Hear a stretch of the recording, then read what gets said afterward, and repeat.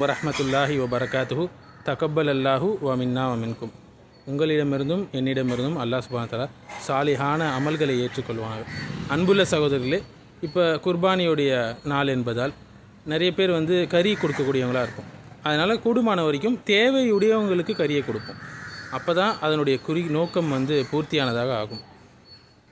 நிறைய பேர் என்ன செய்கிறாங்கன்னா, இந்த வீட்டிலேருந்து கறியை அந்த வீட்டுக்கு கொடுக்குறாங்க, அந்த வீட்டிலேருந்து கறியை இந்த வீட்டுக்கு கொடுக்குறாங்க. சுற்றி அவங்க சொந்தக்காரங்களுக்குள்ளே தான் போது. பெரும்பாலும் அவங்களே செல்வந்தர்களாகத்தான் இருப்பார்கள். அவங்க வீட்டிலே கறி என்பது நிறைய இருக்கத்தான் செய்யும். அதமான கூடுமான வரைக்கும் தேவையுடையவர்களுக்கு கொடுப்போம். அவர்களுடைய துவாவை நாம் பெறுவோம். நம்மளுக்கு மத்தியிலே கறி சுற்றி வருவது இல்லாமல் ஏழைகளுக்கு அது போய் சேரட்டும். அது மட்டும் இல்லாமல் கொடுக்கும்போது சின்ன பங்குகளாக அல்லாமல் 2 பீஸ் 1 பீஸ் அது போல் பங்குகளாக இல்லாமல் ஒரு தாராளமாக கொடுங்க. ஒரு ஃபேமிலி திருப்தியாக சாப்பிட்ற அளவுக்கு ஒரு 1/2 கிலோ அது போல் ஃபேமிலிக்கு தாராளமாக கொடுங்கள். அப்போ தான் அவங்களுடைய நீடு சாட்டிஸ்ஃபை ஆகும்.